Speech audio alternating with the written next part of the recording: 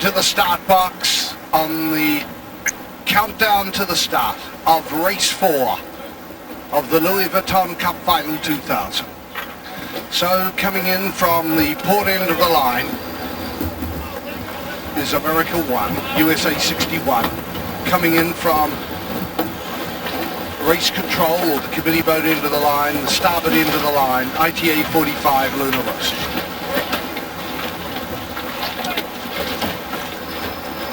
Wind line is 280, averaging 15 knots true for the last half an hour. Got the line bars 5 degrees starboard end. We have a cross sea from right to left. And with the wind predicted to go further west to even southwest. A lot of cloud activity. Got a trough go through. It's actually brightened up a bit now, but oscillating shifty day, I would suggest.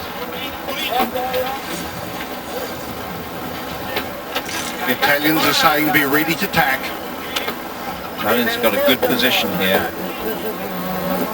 AmericaOne trying to sail out of it, but if AmericaOne tack, Prada can tack underneath. AmericaOne elect to go into a jibe, Prada can balk that one. AmericaOne tacking. Now can they cross Prada? Prada's usual move would be to tack under them.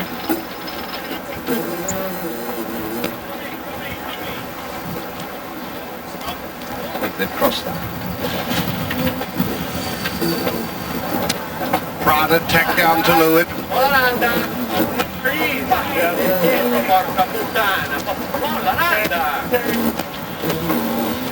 Now Prada going to try and stop AmericaOne jibing.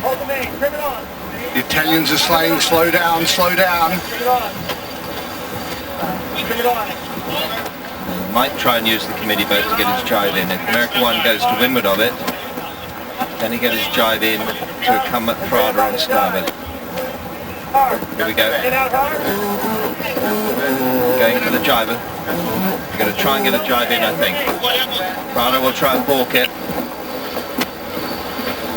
So let's see whether or not Paul Cloud can go inside again as he did once before. And he's going right inside again between Prada and the committee. Aggressive move, but the Italians are saying, come on, come on.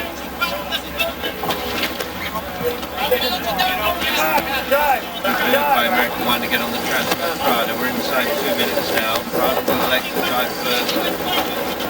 Start to charge at the line.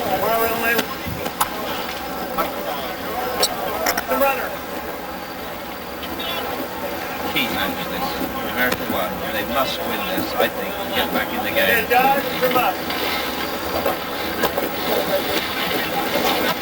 AmericaOne attacking away here. They're going to try and get to the committee boat end. AmericaOne going for the starboard end here. I don't think Prada can get back to them. AmericaOne taking the starboard advantage off the line.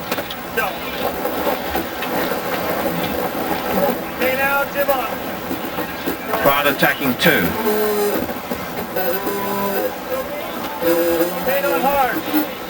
The Italians are saying is pull, pull, pull. Okay, we're inside a minute now, PJ, and I think they're committed to the sides they're going to take. AmericaOne to windward. It's just gone light, much lighter. Breeze has dropped considerably.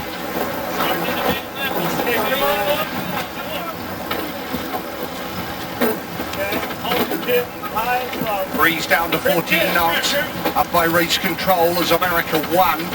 Prada on starboard heading out towards the pit end. They've really got to kill a lot of time though, because they could carve that out in about 10-15 seconds. Hold the sails there. Hold them there. Trim on. So now it's trim on aboard AmericaOne. So coming up with a slingshot start. They're both coming down the line. This is the start of race 4, Louis Vuitton Cup Final. AmericaOne right up to windward. It is Prada out by the pin end. A little later. Now this is going to be a fascinating trial of strength if they both hold on to starboard here. ITL 45 is ahead and advanced. It's in 14 knots of breeze and the water is pretty flat compared to what we had yesterday.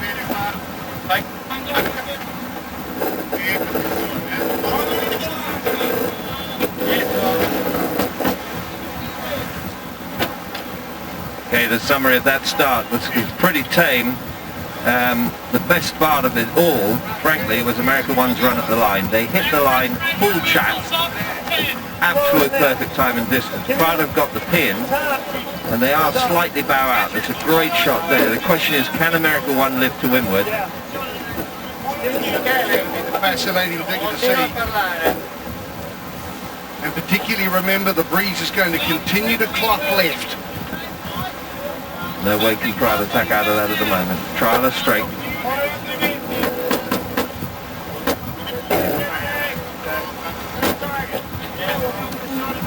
Well, Peter, I think Prada is actually starting to squeeze up tightly underneath AmericaOne there. There's only a boat length in it now. But if we come up a little bit higher, we can see that they're actually starting to get to the ley line. So they're running out of racetrack. We've got to try and squeeze AmericaOne off before they get to that ley line, or as Ed Baird said, they'll be forced to follow the American crew into mark number 1.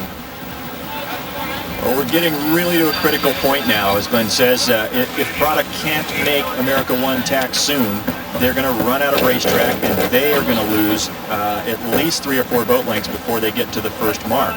AmericaOne has all the options right now as long as they can hold on until they get out next to the edge of the racecourse. But even if they have to tack early, AmericaOne retains the starboard tack advantage next time the boats come together. So it really is a strong position for AmericaOne. It's the man controlling the pace. He's doing the trilling the Genoa. Loose.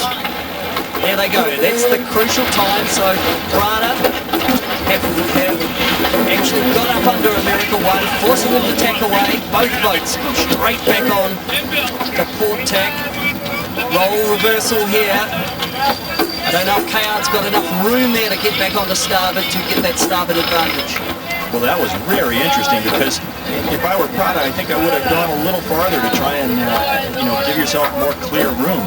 Right now, they've just reversed their situation. Now Kayard's the one trying to squeeze up under, and Prada's the one trying to hold off of the other boat.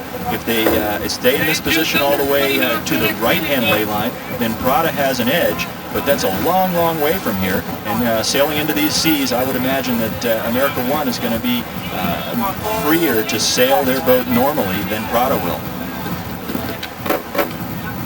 Look at the tension in his shoulders. Feel the emotion. Feel the pressure.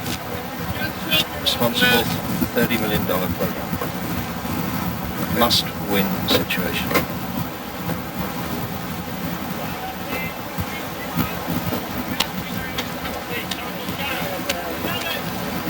It's Ralph Stein. Curtis Floyd. Can you take it, Terry?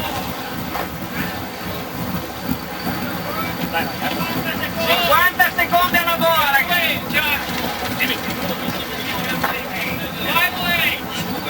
The Italians are counting into the mark.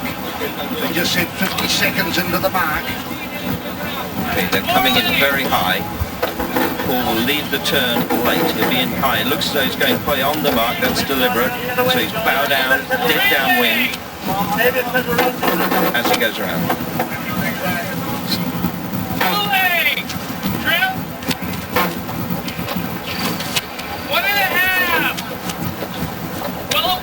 It's been an absorbing and enthralling beat to windward. 2 of the heavyweights in the final of the Louis Vuitton Cup Race 4. Leg 1. AmericaOne leading in a very, very hard-earned 1 boat length advantage over Prada. It's set for the jibe, set 8 seconds is the difference as AmericaOne go into the hoist. And here goes Prada. It's so close, who's going to get the set? The green chute of AmericaOne is full, and so is Prada. Oh, brilliant start. Talk about performing under stress.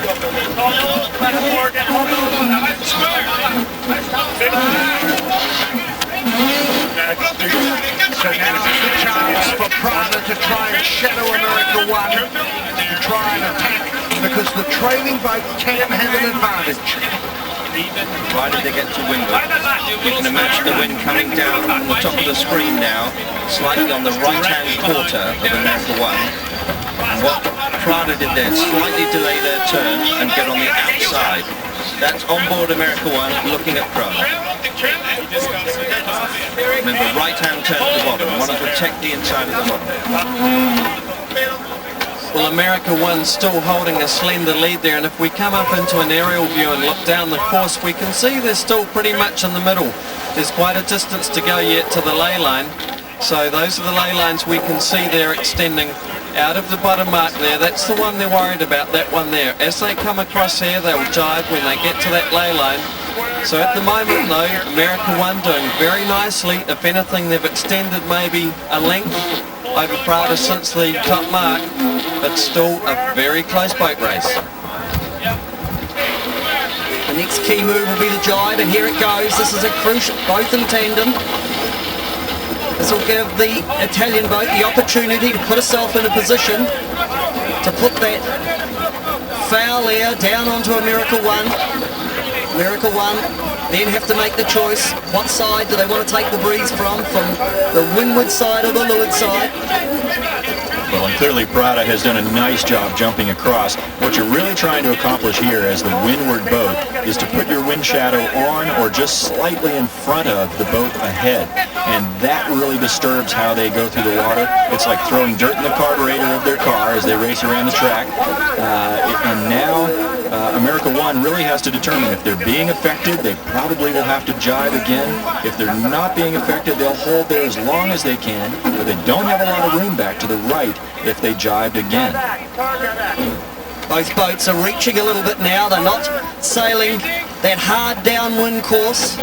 AmericaOne had the wind shadow, so she's just rotated her bow. And now we can see Prada making a bit of a charge here on AmericaOne. The wind shadow's working. Okay, right there you can see they're being affected on AmericaOne. The pole is all the way forward. That means they're getting dirty air from the boat behind Prada. And you hear Kayard saying stand by. They're thinking about jibing. But one of the things they could consider here is letting Luna Rossa go forward, but not to the point where they're clear ahead. And that gets the wind clear again for AmericaOne. And the boats are so close together that Luna Rossa might not be able to complete a jibe onto starboard without fouling the other boat. The umpire boat on the right side of the screen is right there with all the action.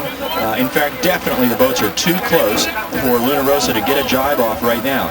If Kayard's got his wind clear on AmericaOne, he could be in a reasonable position. About the best they could hope for right now is to hang in there and keep that inside overlap for the bottom mark. You can see there the rotation of the mast over the bow, especially on AmericaOne, not so much on Prada. Well, this is tough times because the rest of the crew has to be ready for anything. Here we go. Prada's jibing. Mainsail's coming across. Kayard's yelling, don't jibe, don't jibe. Prada tried to jibe. And Kayard's lost his chute again. Protest flags are up, but a ripped kite all on.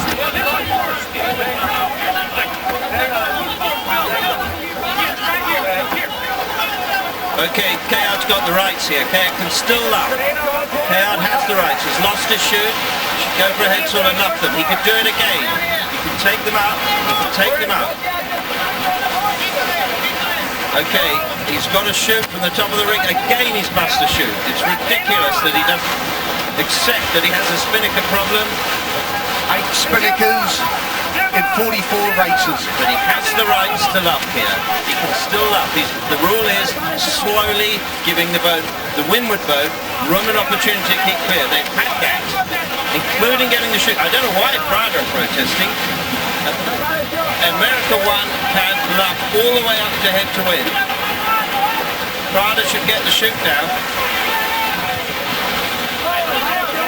AmericaOne could take Prada even higher here. So America One are injured, they're disabled, but they're still defending. They're luffing up, they're bareheaded. America One could push this right the way up, and when they jibe, they could do the same thing the other way. My best guess is Prada are vulnerable. The Italians are fighting back, and they are shouting as much as the Americans are, and the Americans are doing a brilliant job. They're still holding the lead. They are still holding the lead. This is absolutely outstanding, as they've lost their spinnaker. Stand by jibe here, they're close to that leg. They're coming, they're going to jibe through, are they? Peter, the rule here is that if they jibe, if Prada jibe, either way, America One still has lapping rights. Well, there's been white flags going up. So far, we haven't seen anything coming off. Remember, America One's blue, yellow Prada if we do see a flag. Stand by jibe the other way. This time, they will not let them off. They can lap all the way up head to wind here. It's amazing defence that is coming from the Americans with their spinnaker billowing from the top of their mast. The Italians are in disarray as well. They've lost control. White flags up from the Americans. I'm very surprised it's not a penalty. Remember, if a blue flag goes up, penalty against the Americans. Look at the Italians. They're sailing miles away from the mark. They've lost control, that's their problem. They've lost their headsail. The headsail's coming down. The spinnaker has been lost on the Italian boat. It is chaos and carnage on the Hauraki Gulf in leg number 2, race 4. Now, Taylor's problem is he's still got to get the spinnaker down. One way to get it down is just let the halyard run. You blow the thing. That's what I would suggest. But still, the Italians are in trouble. They have now got their spinnaker. Now on board Prada, they're yelling to each other, come on, get our scattered wits together. Get control of this thing, because they've got America One limp and wounded.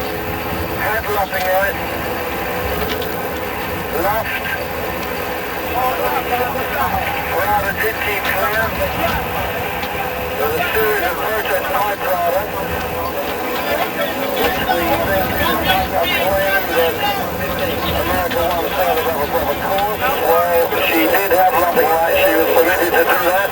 And they were all green flagged. After the drive, again it was...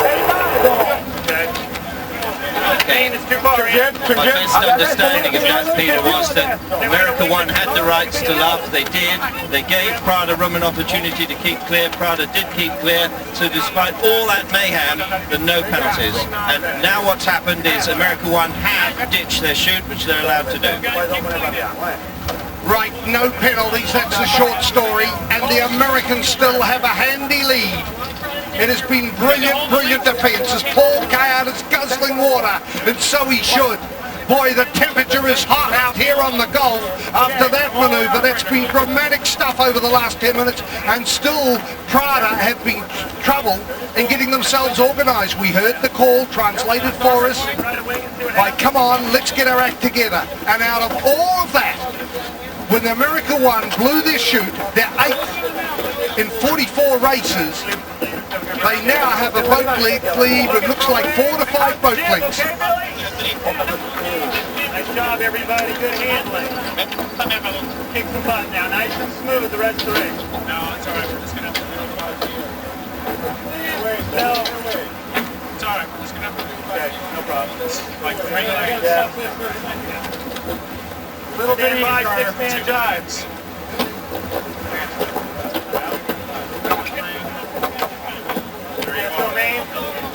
On this way. Go on this way.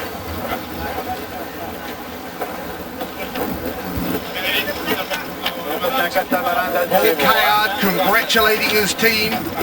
Nice boat handling. And so he should, as captain of the team, to congratulate the crew of America One in one of the best backstreet brawls we've seen, not only in this America's Cup, any America's Cup. That was magnificent action. Brilliant defence by AmericaOne. Absolutely stunning. There they were, wounded. 8th spinnaker, ripped and broken, flying from the top of the mast, and they defended brilliantly. So here AmericaOne leading by 8 seconds at mark number 1. 5, 4. Have extended their advantage over Prada. AmericaOne round the mark, and the citizen clock ticking away now. Well, that was just absolutely outstanding. With bombs going off around them, the afterguard of AmericaOne were able to think and work their way through that. And also the rest of the crew, all in sync, all singing off the same song sheet. Outstanding defence. And so AmericaOne's advantage at Mark 1, 8 seconds. It is now 39 seconds at the end of leg number 2.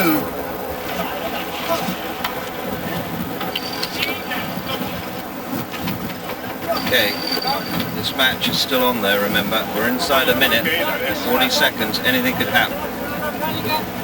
Now what AmericaOne have got to do is control the match, keep this advantage.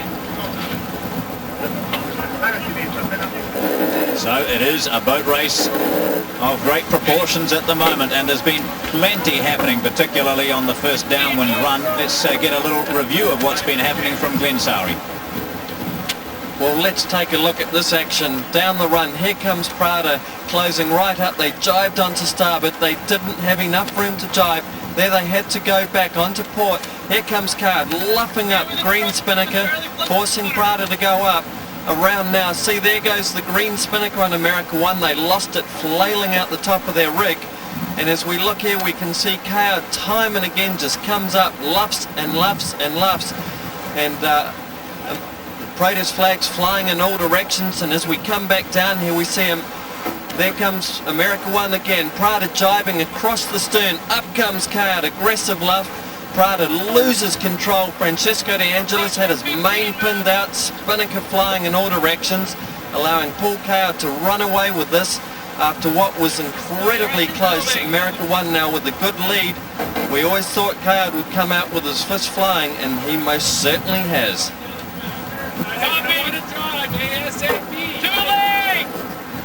Closing to halfway through this enthralling race for they've all been enthralling as predicted.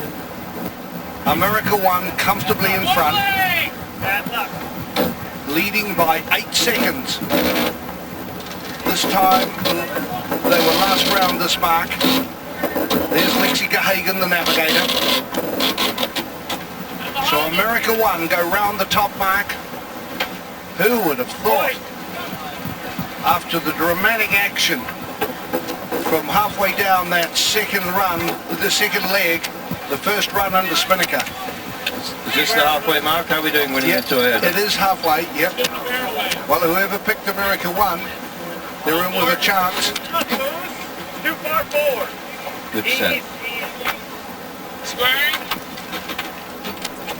Ease the lock, Carter, please. So still coming up to the mark. This is mark number 3. Prada trailing. Heavy driving rain. And Luna Rosa rounds the halfway mark. 54 seconds behind AmericaOne. And they're saying on board, come on, let's go, let's go.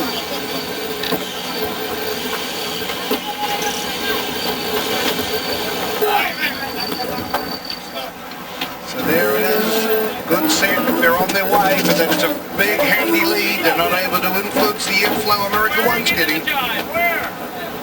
What it demonstrates here with this is that, you know, on the run they were right there, and by risking a move they ended up losing badly, and of course have now got to hope that something dramatic, whether it be broken gear on AmericaOne or a wind shift, gets them back in the hunt. Should have just played it safe, even if it's go round the mark behind them.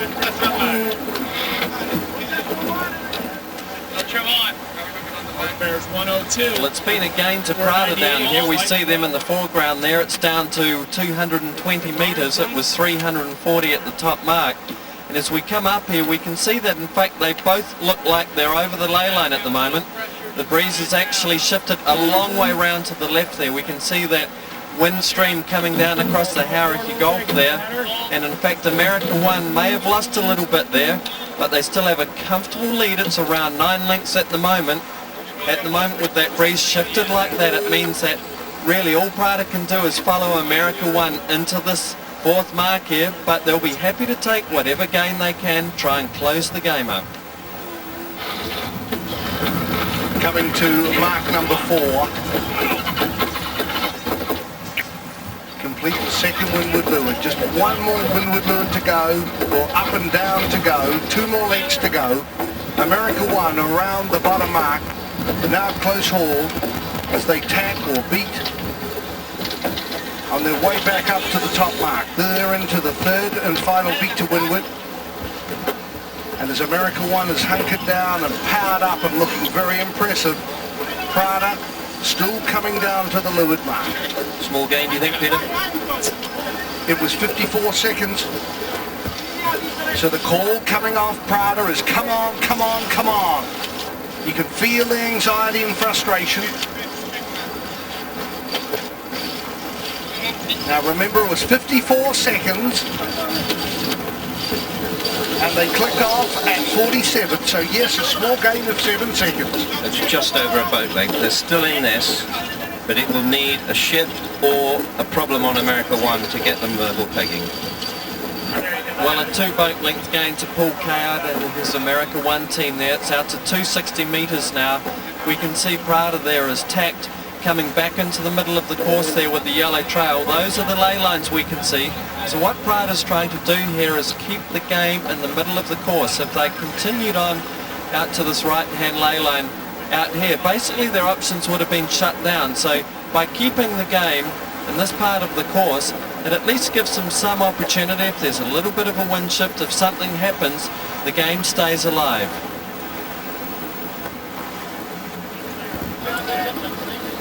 Coming to mark number 5, it is the last.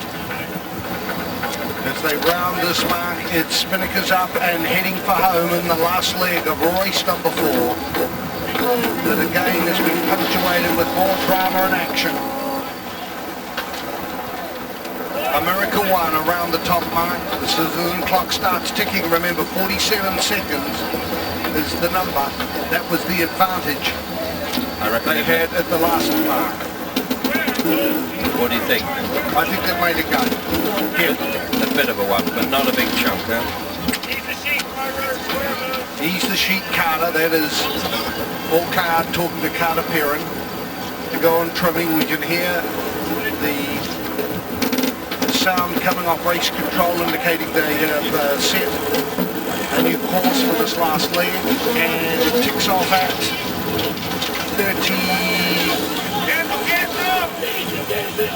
41 seconds 47, so they've made a gain of 6 seconds. 7-second gain on the last lap, 6 on that one. It's not a big enough rate of gain. So they're calling more.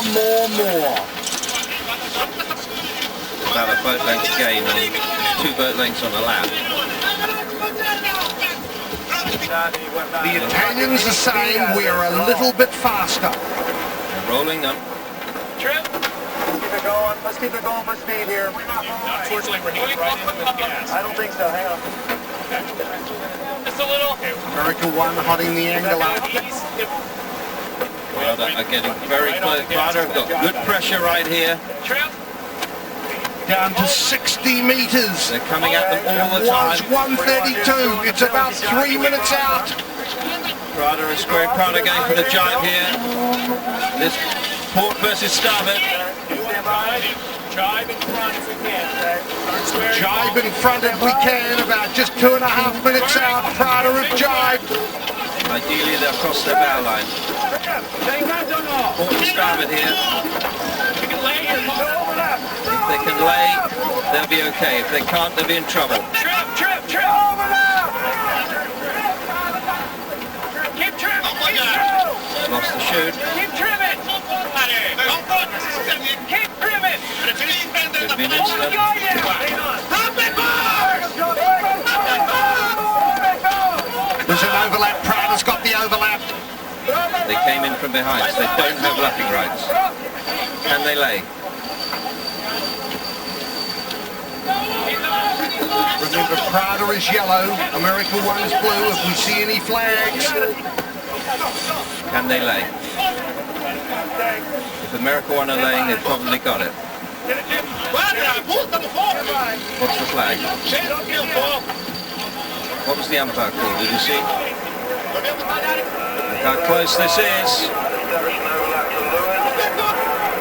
Therefore, had to sail not above a proper course. AmericaOne was windward, had to keep clear, failed to do so, and was penalised. AmericaOne has been penalised. Can we believe it?